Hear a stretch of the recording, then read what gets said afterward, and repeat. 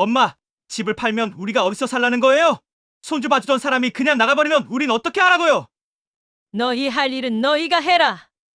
난 그 집에서 사람 취급도 못 받았다. 우리가 얼마나 희생했는데! 희생. 직무 취급한 게 희생이냐? 난 이제 내 인생 산다. 사람 사이의 상처는 조용히 쌓이다가 어느 순간 터져 나옵니다. 참아온 마음이 금이 갈 때 오늘처럼 큰 갈등이 터져 나오곤 하죠. 이야기 시작 전에 구독과 좋아요는 마음속 편지방에 큰 힘이 됩니다. 이제 그 마음의 처음을 천천히 들려드리겠습니다. 남편의 사진을 천천히 닦아내는 손끝이 미세하게 떨렸습니다. 바람 한 점 없는 거실 공기는 묵직했고 사진 속 미소만이 시간이 멈춘 듯 온기를 머금고 있었습니다.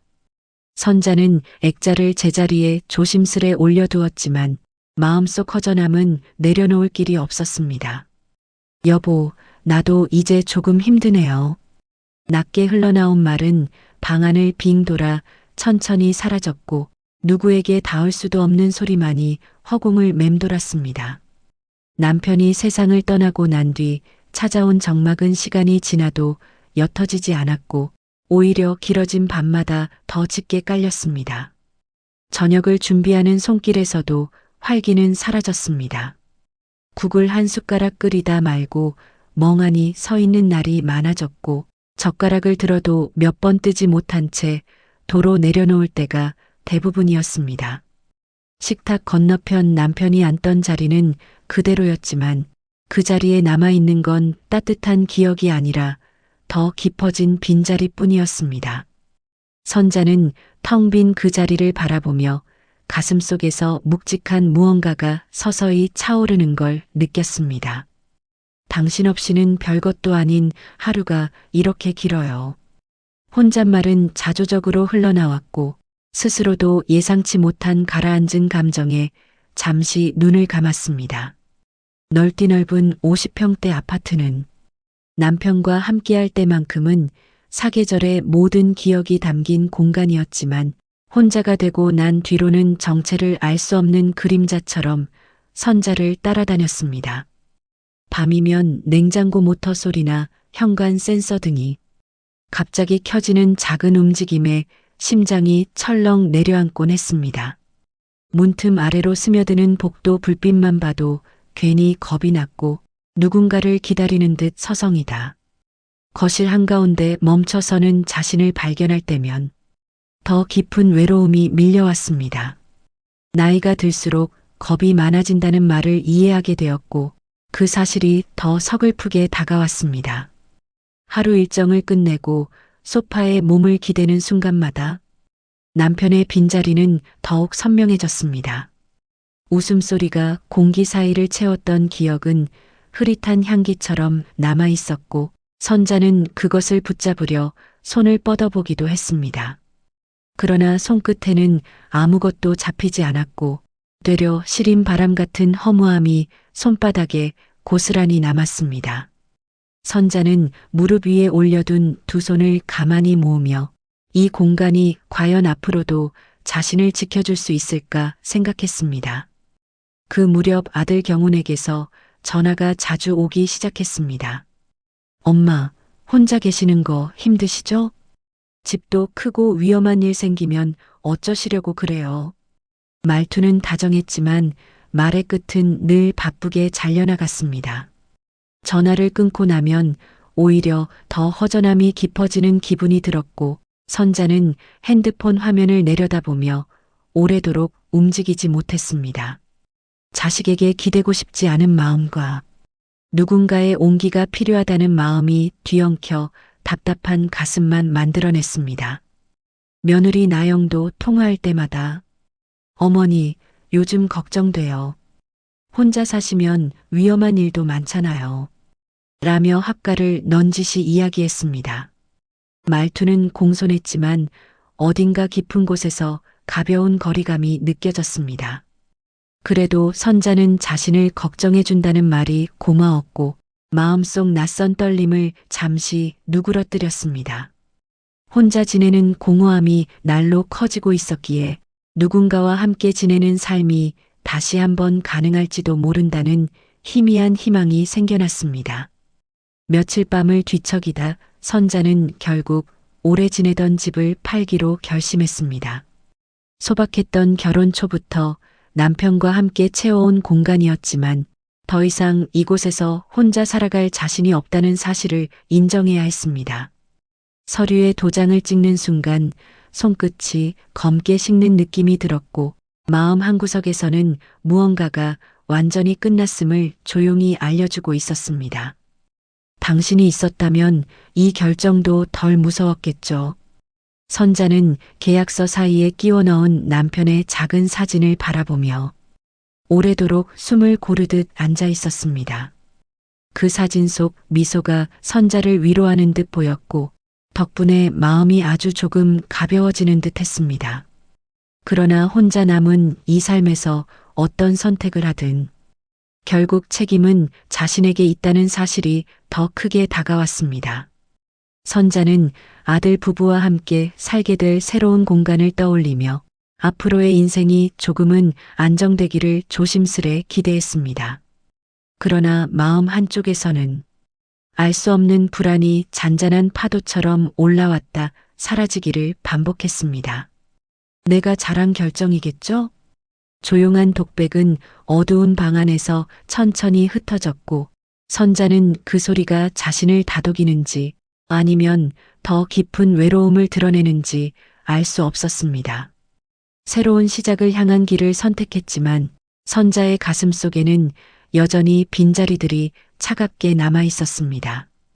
그러나 그 빈자리들을 채우기 위해서라도 누군가와 함께하는 삶을 다시 시도해 보는 것이 필요하다고 생각했습니다.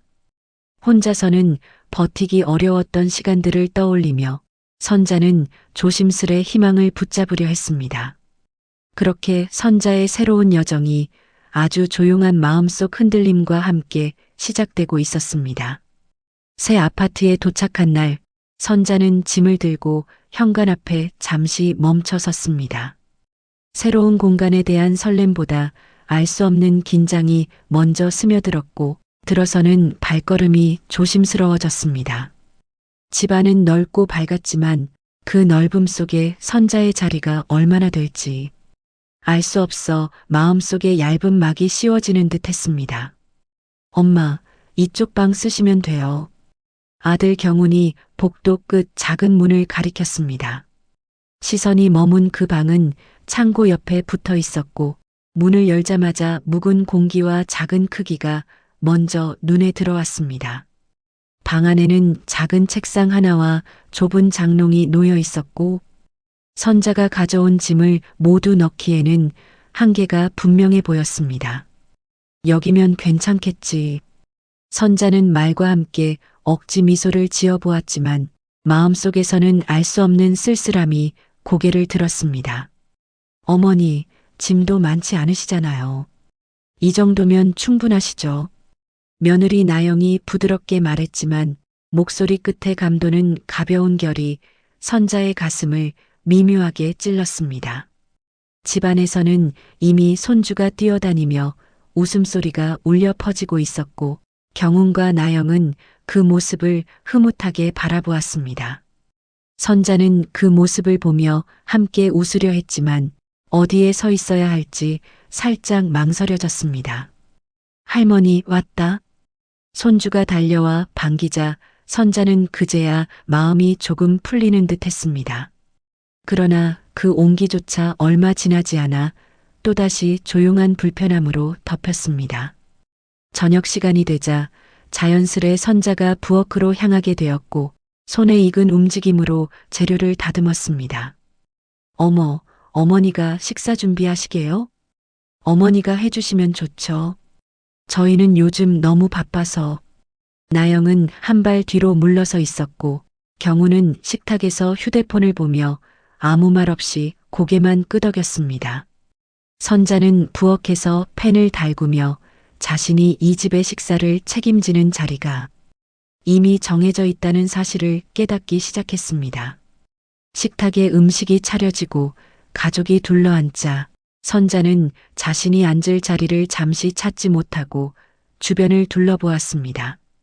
결국 손주 옆자리에 조용히 앉았고 어머니 여기 앉으세요.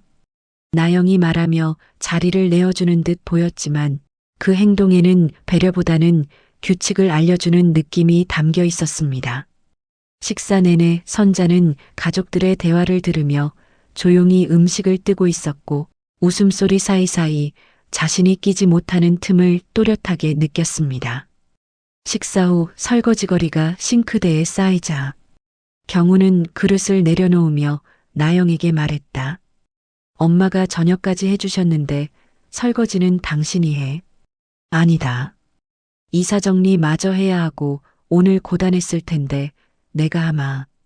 선자는 손사래를 치며 싱크대 앞에 서 물을 틀었습니다. 손끝에 닿는 따뜻한 물이 익숙한 위안처럼 느껴졌지만 이 집에서 자신이 어떤 역할로 자리 잡아가고 있는지 서서히 실감되기 시작했습니다. 거실에서 아이와 놀아주던 나영이 말했어요. 어머니, 천천히 하세요. 그 말은 도움을 주는 말이 아니라 당연함을 말하는 듯 했습니다. 밤이 깊어 작은 방으로 들어온 선자는 짐을 조금 정리한 뒤 잠시 앉아 벽을 바라보았습니다. 방 안은 적막했고 창고에서 나는 작은 소리들이 벽을 타고 흘러들어와 잠잠한 어둠을 흔들었습니다. 이 방이 앞으로 자신이 머물 공간이라는 사실이 또렷이 다가오자 가슴속에 알 수 없는 답답함이 차올랐습니다. 침대에 누웠지만 불이 꺼진 뒤에도 쉽게 눈을 감지 못했고 천장을 바라보며 오늘 있었던 일들을 하나하나 떠올렸습니다. 머릿속에서는 잘한 선택일까, 내가 이 집에서 잘 지낼 수 있을까 같은 생각들이 잔잔한 파도처럼 밀려들었다 사라졌습니다.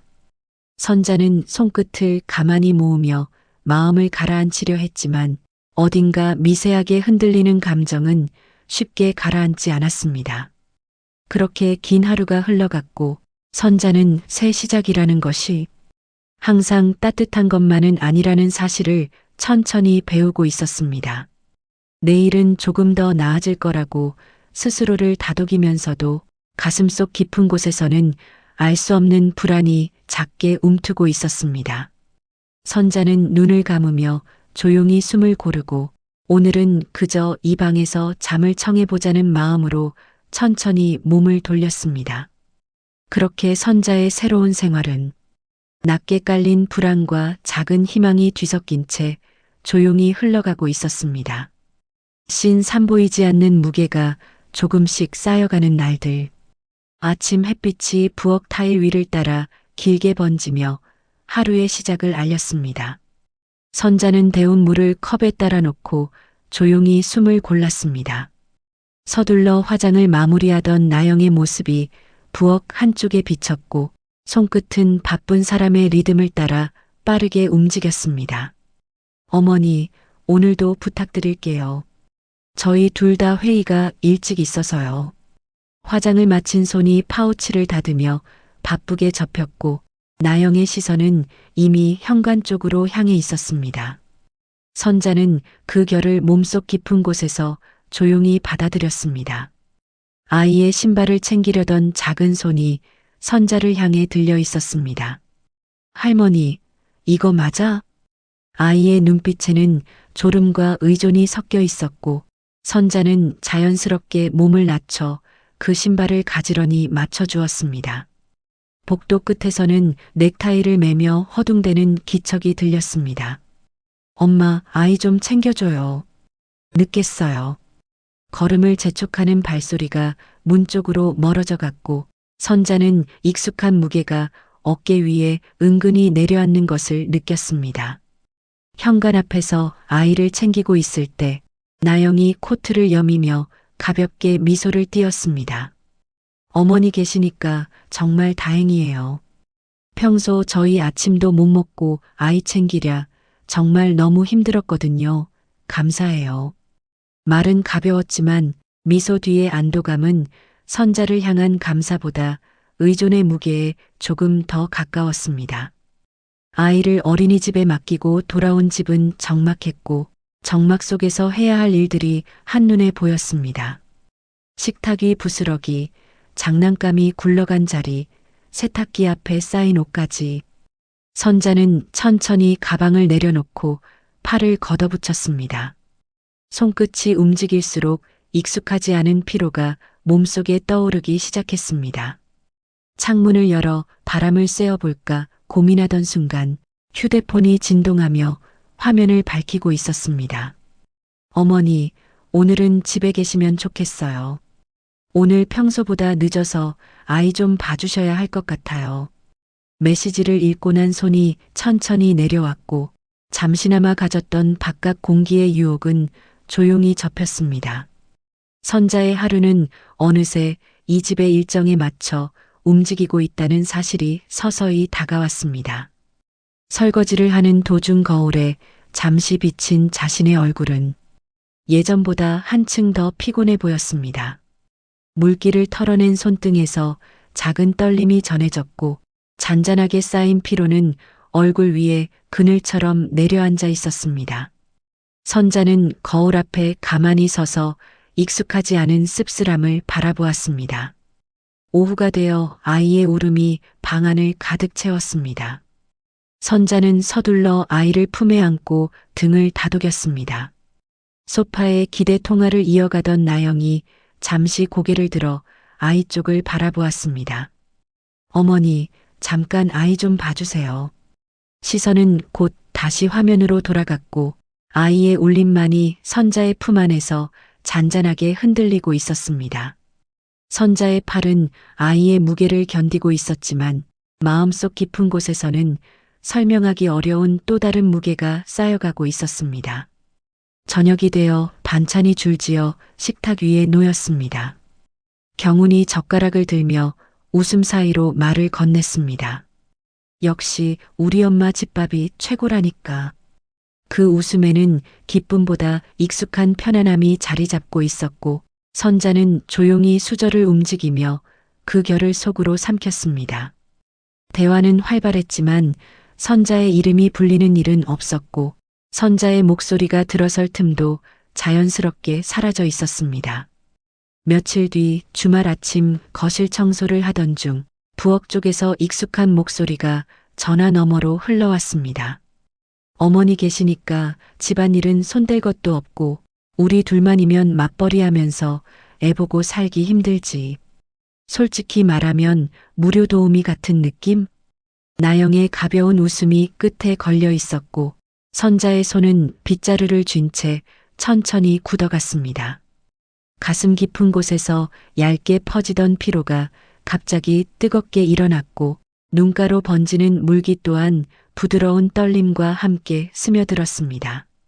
해가 저물 무렵 현관문이 열리고 경운의 밝은 목소리가 거실에 퍼졌습니다.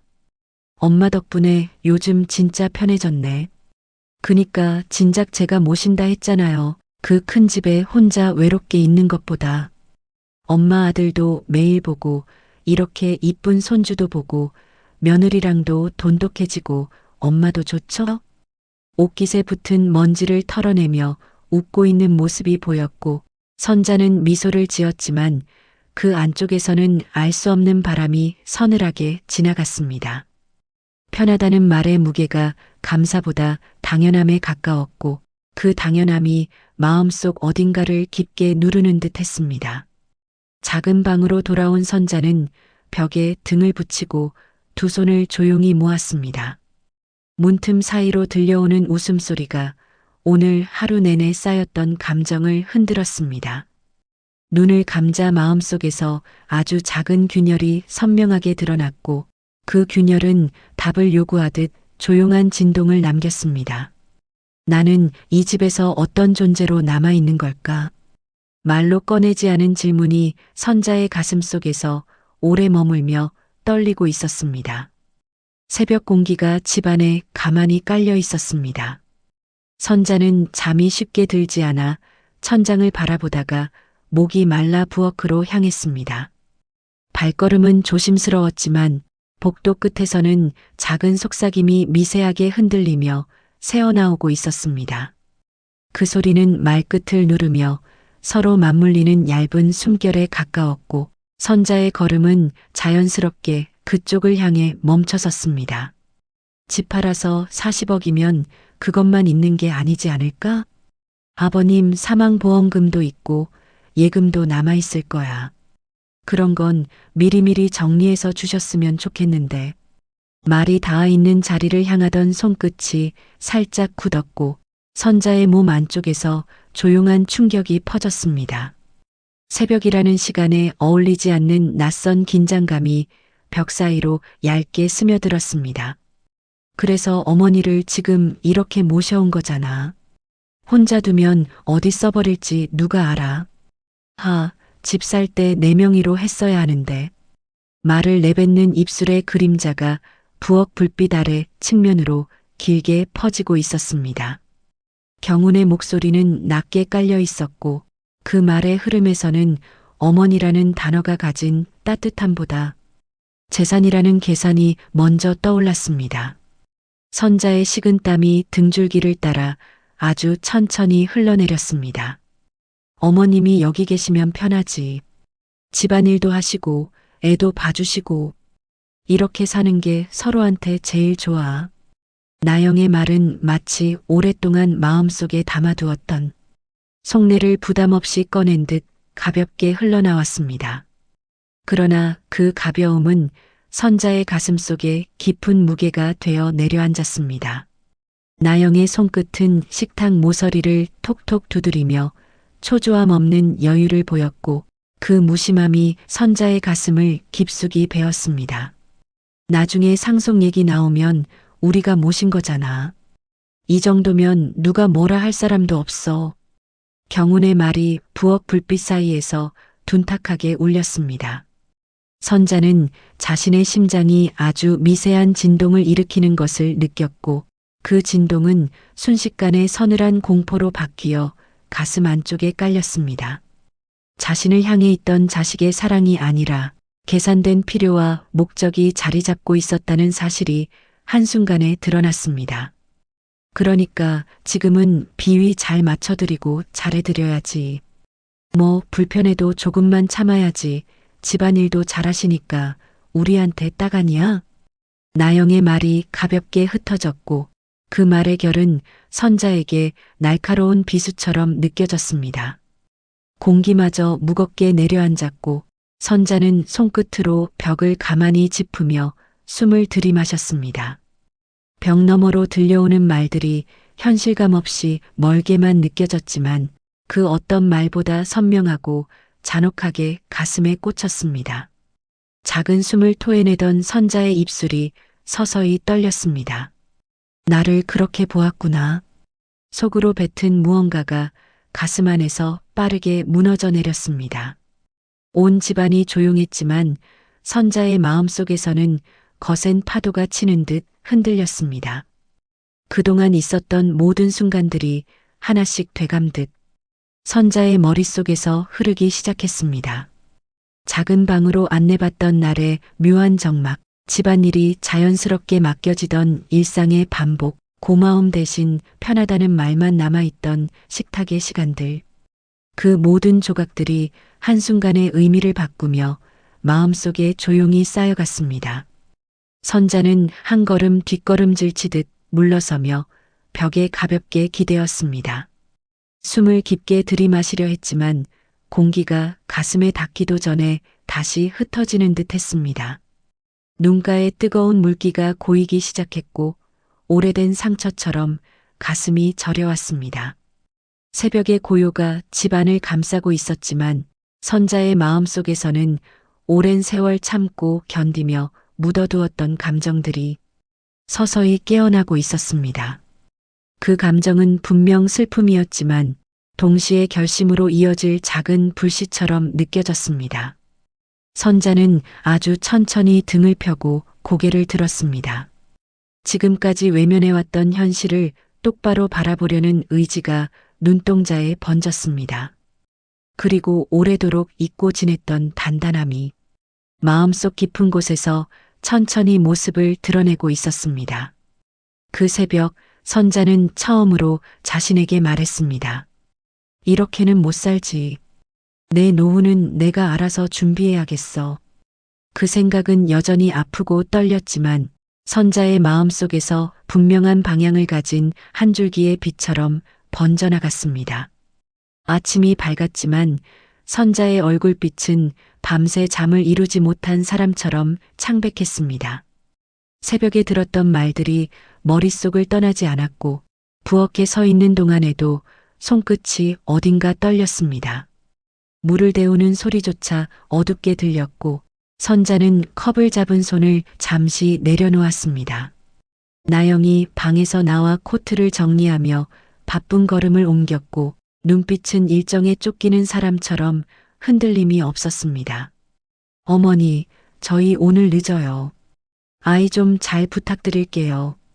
나영은 머리끈을 묶으며 말끝을 가볍게 흘렸고 행동은 이미 현관을 향해 빠르게 움직였습니다. 그 바쁨 속에서 선자를 바라보는 눈길은 존재를 확인하는 정도에 가까웠고 선자는 그 공기를 피부로 느꼈습니다. 부엌 한쪽에서는 경운이 가방을 챙기며 서둘렀습니다. 엄마, 저녁은 내일 맛있게 챙겨주세요. 바빠서 먼저 나가요. 말과 동시에 문을 여닫는 소리가 빠르게 이어졌고 선자는 그가 떠난 뒤 텅 빈 작은 바람 자락만 느낄 수 있었습니다. 아이를 등원시키고 집으로 돌아온 순간 선자는 문을 닫고 한참 동안 그 자리에 서 있었습니다. 집안은 조용했지만 새벽에 들은 말들이 벽을 타고 다시 들리는 듯 했습니다. 공짜 도우미 같다는 말, 재산을 정리해야 한다는 말, 편해서 좋다는 말. 그 모든 문장들이 쌓여 선자의 가슴을 차갑게 흔들었습니다. 손끝이 떨려 장난감을 정리하는 동안에도 머릿속에서는 같은 생각이 반복되었습니다. 내가 여기에 계속 있어야 할까? 그 질문은 시간이 지나자 단순한 의문이 아니라 결심을 향한 문턱처럼 다가왔습니다. 선자가 고개를 들었을 때 방 안은 어둠과 빛이 뒤섞이며 묘한 긴장감을 만들어내고 있었습니다. 점심 무렵 선자는 오랫동안 사용하지 않았던 서랍을 열었습니다. 깊숙이 보관해 두었던 통장과 인감이 조심스럽게 손 안에 들어왔고 그 순간 가슴에서 흐릿한 떨림이 일어났습니다.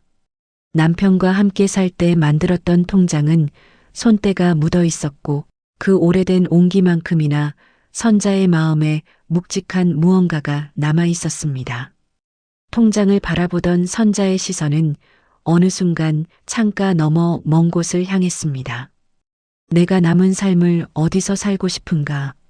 그 질문이 입술 안쪽에서 천천히 반짝였고 그동안 자신을 붙잡아왔던 외로움과 두려움이 서서히 다른 형태로 바뀌는 듯 했습니다.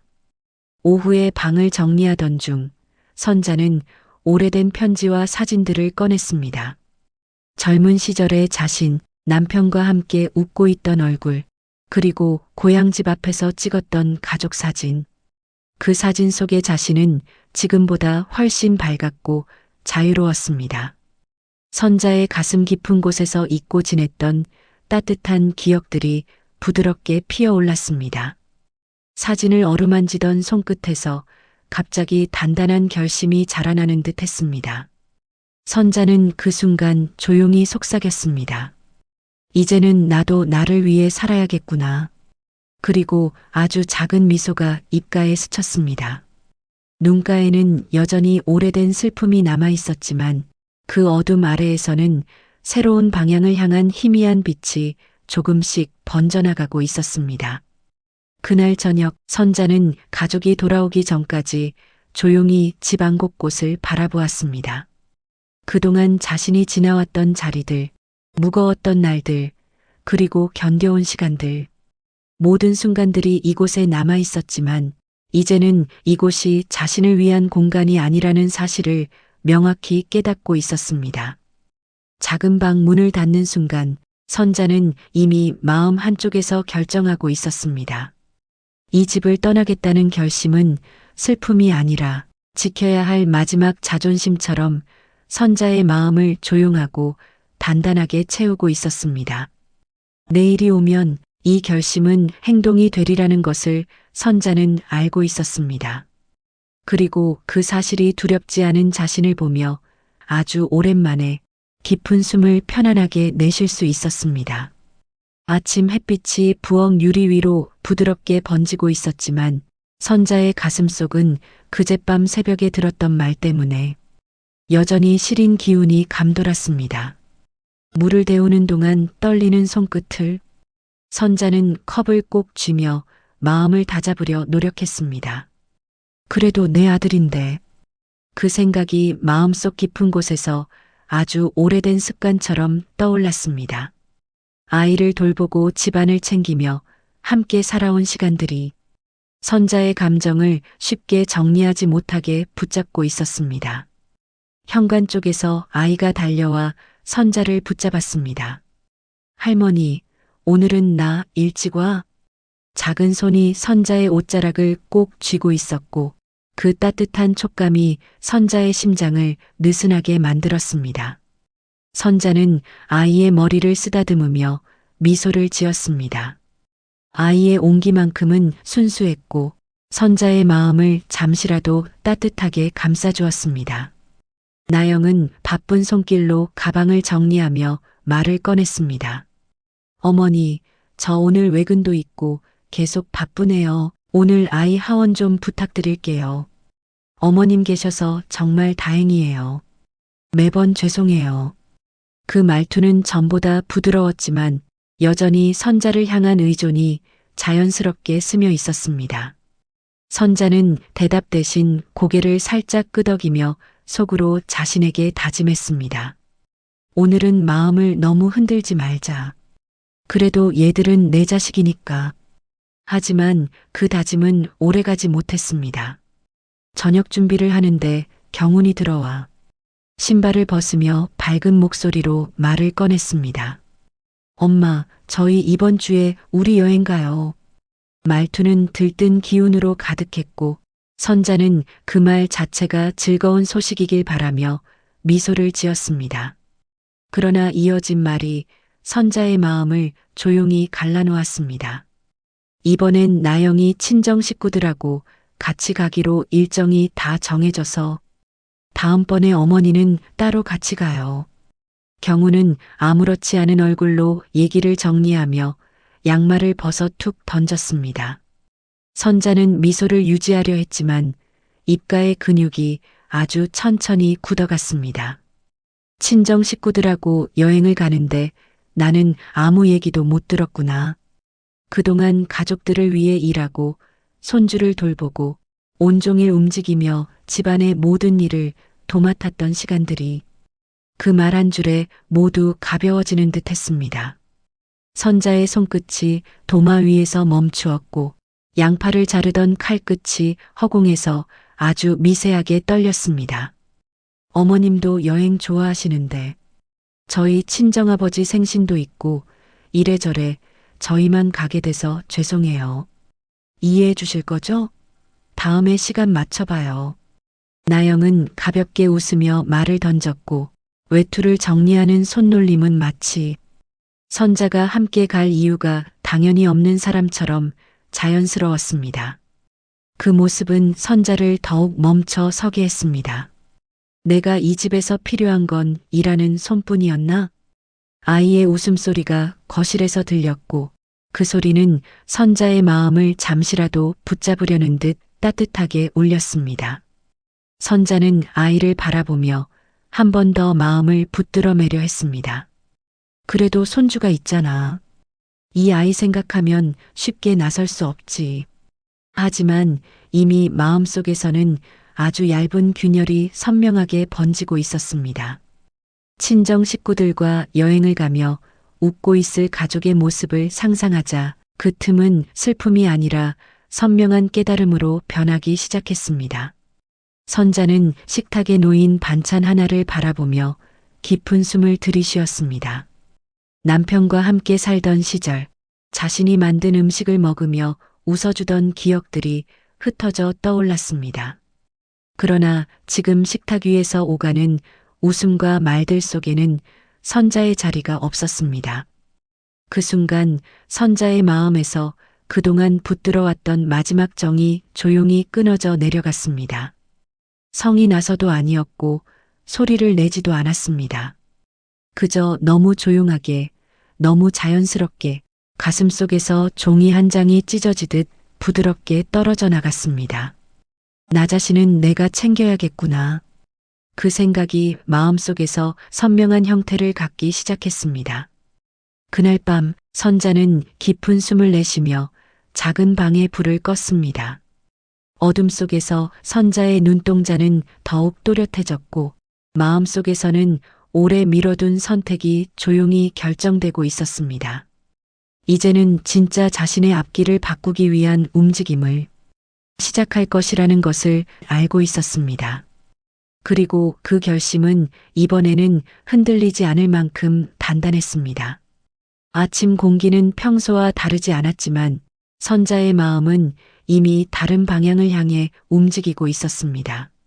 아이의 등원 준비를 도우면서도 손끝에 묘한 떨림이 가늘게 번졌고 작은 신발끈을 묶을 때마다 이제 곧 멀어질 시간이라는 생각이 조용히 스며들었습니다.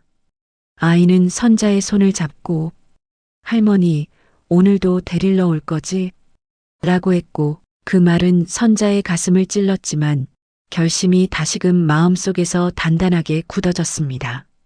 나영은 화장을 마치고 가방을 둘러매며 현관 쪽으로 걸어갔습니다. 눈빛에는 여유와 바쁨이 섞여 있었고 오늘도 선자가 집을 맡아줄 것이라는 기대가 자연스럽게 배어 있었습니다. 어머님, 오늘 반찬은 경훈 씨가 좋아하는 두부조림하고 멸치볶음, 생고기 많이 넣은 김치찌개, 그리고 아이가 할머니 잡채를 엄청 좋아하는데 부탁해도 될까요? 그 정도만 해주셔도 좋을 것 같아요. 나영의 발걸음은 이미 현관을 향해 빠르게 향하고 있었고 말은 뒤에 남아 공기 중에 가볍게 흩어졌습니다. 그 뒷모습을 바라보던 선자의 눈빛에서는 더 이상 예전처럼 흔들림이 일어나지 않았습니다. 이제는 해야해서 움직이던 마음이 아니라 이제 곧 그만두기 때문에 고요해진 마음만이 자리하고 있었습니다. 집이 조용해지자 선자는 문을 닫고 천천히 숨을 들이마셨습니다. 어젯밤에 결심한 일이 머릿속에서 더욱 분명해졌고 가능한 한 빠르게 움직여야 한다는 생각이 스쳤습니다. 손을 씻고 작은 방으로 들어간 선자는 서랍을 열어 통장과 인감을 다시 한번 확인했습니다. 오래된 종이 냄새가 손끝에 묻었고 남편과 함께 살던 시절부터 이어져 온 기억의 조각들이 부드럽게 스쳐 지나갔습니다. 고향에서 보았던 집들이 떠올랐습니다. 지난번 잠시 내려갔을 때 마을 어귀에 자리한 오래된 기와집들, 조용한 길가에서 들리던 작은 개 짖는 소리, 바람에 흔들리는 나뭇잎의 잔잔한 떨림. 그 모든 풍경이 선자의 머릿속에서 선명하게 피어올랐습니다. 그래, 거기라면 다시 시작할 수 있겠지. 선자는 천천히 눈을 감고 마음속 풍경을 그려보았습니다. 며칠 전 새벽 아들 부부의 대화를 듣고 난 뒤에도 바로 돌아서지 못한 이유는 오직 정 하나 때문이었습니다. 아이의 손길, 아들의 웃는 얼굴, 가족이라는 이름이 주었던 희미한 온기. 하지만 어제 들었던 여행 이야기가 그 마지막 끈을 끊어버렸습니다. 친정 식구들과만 여행을 가고 나에게는 다음에 가자고 하다니. 그 말에서 자신의 자리가 이 집 어디에도 없음을 비로소 깨달았습니다. 정이 남아있던 자리에는 이제 냉정을 되찾은 시선만이 남았습니다. 선자는 작은 가방을 꺼내 최소한의 짐만 넣기 시작했습니다. 옷 몇 벌, 사진 몇 장, 오래된 손수건 하나. 골방처럼 작은 이 방에 살았던 시간만큼이나 짐은 많지 않았습니다. 괜히 그 사실이 슬프기도 했는데 동시에 떠나기 위한 준비가 단순해진다는 점에서는 조금 가벼웠습니다. 정리를 마친 뒤 거실로 나와 부엌에 앉아 잠시 손을 모았습니다. 이 집에서 보낸 많은 순간들이 떠올랐습니다. 아이의 웃음소리, 처음 들어왔을 때 느꼈던 묘한 설렘, 그리고 서서히 짓눌리기 시작했던 날들. 지금 떠나는 것이 슬픔이 아닌 회복으로 느껴진다는 사실이 선자의 가슴 한가운데에서 어렴풋하게 따스함으로 변했습니다. 오후가 되자 부동산에서 전화가 걸려왔습니다. 선자가 알아보던 고향집 중 한 곳이 매매 가능하다는 답이었습니다. 내일 오전에 다시 연락드릴게요. 선자는 잠시 눈을 감고 깊게 숨을 들이켰습니다. 이제 정말 떠날 준비가 끝나가고 있구나. 목소리에는 오랜 고민을 지나 단단해진 결심이 담겨 있었습니다. 창밖에서 아이들이 뛰노는 소리가 들려왔고 그 소리는 선자의 마음을 마지막으로 흔들었습니다. 손주에 대한 애정은 여전히 남아 있었고 그 아이의 웃음이 한동안 자신의 삶의 중심이었다는 사실은 변하지 않았습니다. 그러나 이제는 그 애정마저도 선자를 붙잡아 두지 못했습니다. 해가 지기 전 선자는 골방 같은 작은 방에 다시 들어와 앉았습니다. 짐을 옮기기는 쉬울 것이고 마음을 떠나보내는 일도 이미 끝나 있었습니다. 작은 방 안에서 선자의 눈빛은 고요하게 빛났습니다. 이제 나의 길을 찾을 시간이다. 그 마음이 가슴속에서 아주 천천히 그러나 확고하게 자리를 잡고 있었습니다. 다음 날 아침 일찍부터 경훈과 나영은 여행 갈 준비로 집안을 분주하게 움직이고 있었습니다. 캐리어가 거실 한가운데 놓여 있어 그 자체로 가족의 일정표처럼 보였고 선자는 그 옆에서 아이의 옷깃을 정리해주며 조용히 손을 움직였습니다. 아이는 여행을 갈 생각에 들떠 있었고 작은 손을 흔들며 선자에게 인사를 건넸습니다. 할머니, 다녀올게요. 나 보고 싶으면 이따가 엄마한테 영상 통화시켜달라 해요. 그 말은 선자의 가슴에 따뜻함을 남겼지만 동시에 자신이 이 여행에 포함되지 않았다는 사실이 뚜렷하게 다가왔습니다. 나영은 부드러운 표정을 지어 보이며 코트를 여몄습니다. 어머님, 이번 여행은 친정 식구들하고 같이 가는 자리라 정신없을 거예요. 돌아오면 사진 많이 보여드릴게요. 필요한 거 있으시면 연락 주세요. 말의 결은 가벼웠고 이미 여행의 설렘이 그 표정 위에 자리 잡고 있었습니다. 경훈도 신발끈을 묶으며 말을 덧붙였습니다. 다음에는 꼭 같이 가요. 이번엔 일정이 갑자기 잡혀서 다음엔 엄마도 같이 가자고요. 올 때 귤 사다 드릴게. 말하는 얼굴에는 미안함보다 설렘이 훨씬 크게 남아 있었습니다. 선자는 그 둘의 뒷모습을 바라보며 웃어 보였지만 마음속 깊은 곳에서 조용히 무언가가 완전히 끊어져 내려갔습니다. 다음이라는 것이 정말 올까? 이 집에서 나의 자리는 처음부터 없었던 건 아닐까? 택시가 도착하며 경훈과 나영은 빠르게 현관을 나섰고 아이까지 모두 차에 오른 뒤 문이 닫혔습니다. 집은 갑자기 적막해졌고 선자는 그 적막 속에서 한참 동안 서 있었습니다. 들릴 것이 없는 고요가 오히려 마음속 결심을 더 강하게 만들었습니다. 방으로 돌아온 선자는 정리해 두었던 통장과 인감, 고향 부동산에서 받아둔 서류를 다시 펼쳐보았습니다. 여행을 다녀오기 전에 집을 계약해야 한다고 했던 말이 떠올랐고 더 이상 미룰 이유가 없다는 것을 알았습니다. 그래, 지금 해야 한다.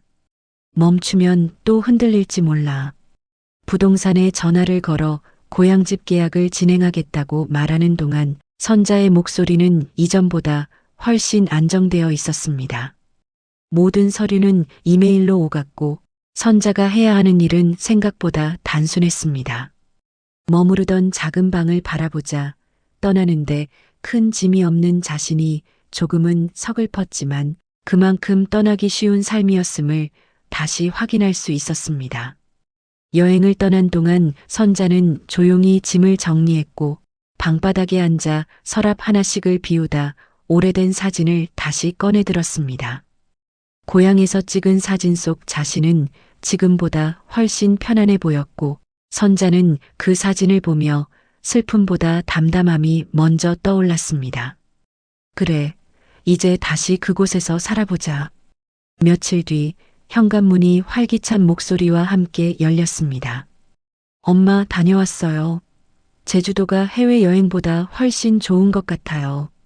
경운의 얼굴에는 햇볕에 그을린 기운이 남아 있었고 나영은 쇼핑백을 들고 안으로 들어왔습니다. 아이는 새 인형을 흔들며 선자에게 달려왔습니다. 선자는 아이를 받아 안아주며 짧게 웃었지만 마음은 이미 움직이지 않았습니다. 가족이 행복하게 여행을 다녀왔다는 사실이 예전처럼 따뜻하지 않았고 마음속에서는 떠날 준비가 차분하게 끝나 있었습니다. 선자가 식탁으로 걸음을 옮기자 경운이 따라왔습니다. 엄마, 어디 아파 보여요? 얼굴이 좀. 말은 걱정처럼 들렸지만 선자는 고개를 천천히 들었습니다. 아니다. 안 아파. 경운아, 우리 잠깐 얘기 좀 하자. 경운은 여행의 여흥이 가시지 않은 얼굴로 의자에 앉았고 나영은 아이 곁에 서서 상황을 지켜보고 있었습니다.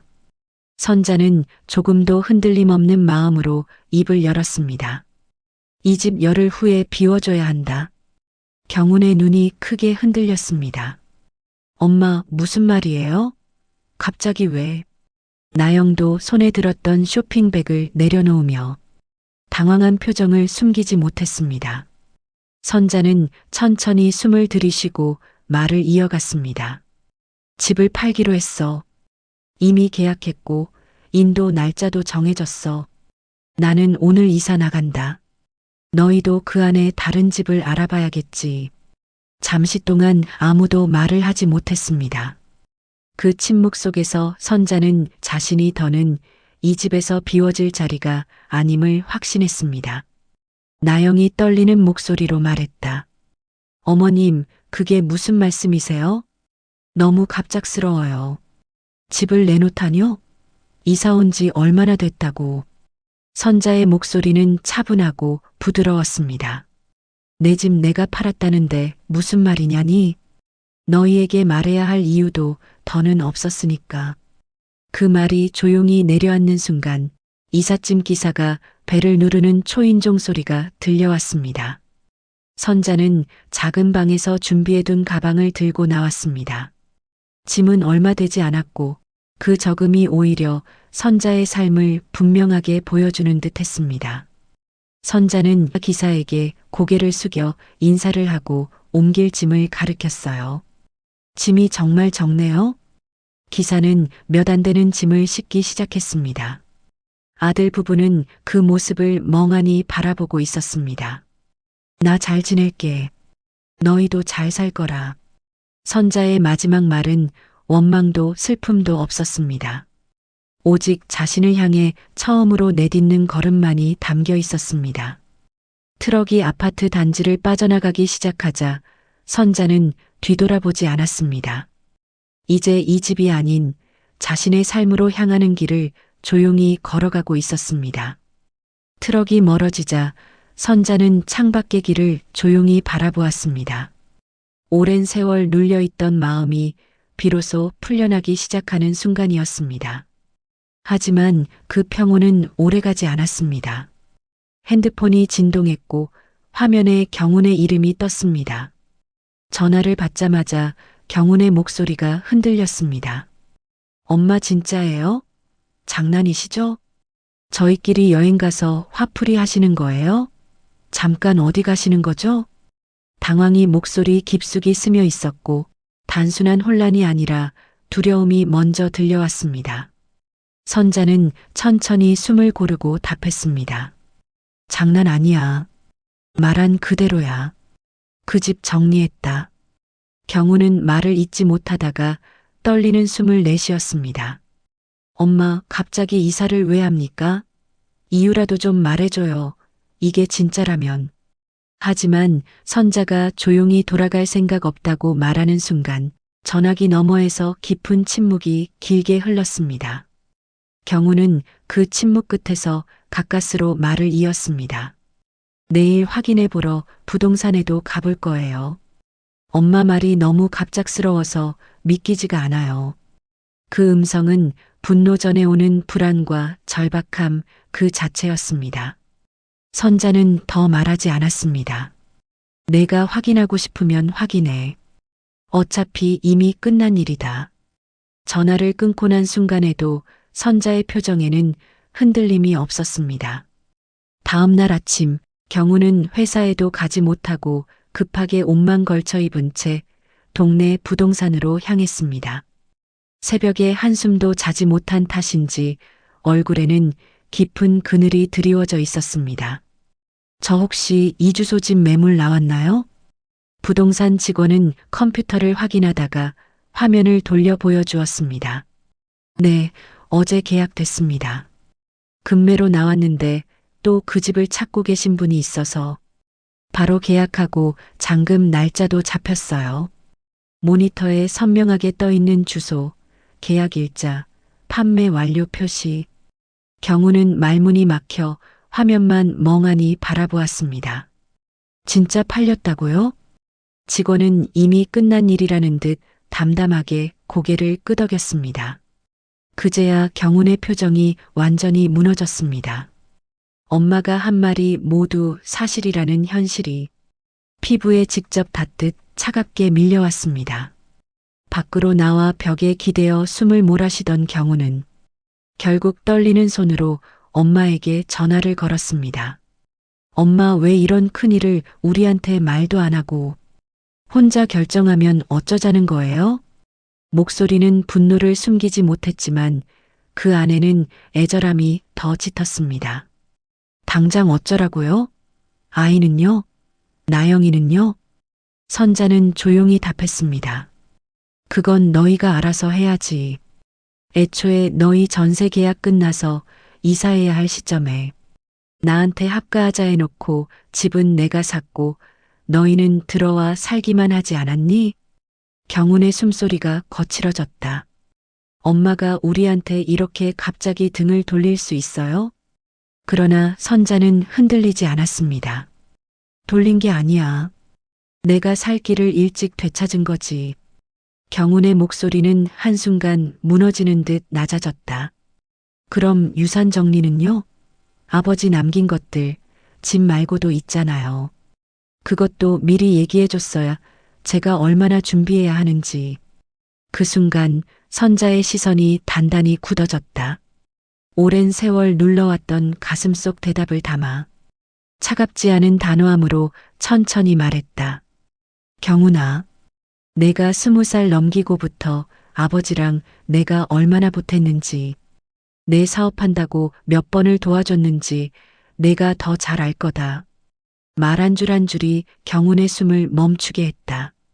아버지 돌아가시기 전에 남은 재산 정리해서 내 몫으로 다 넘겨준 건 기억 안 나니? 그땐 고맙다고 더 바라지 않겠다 했잖아.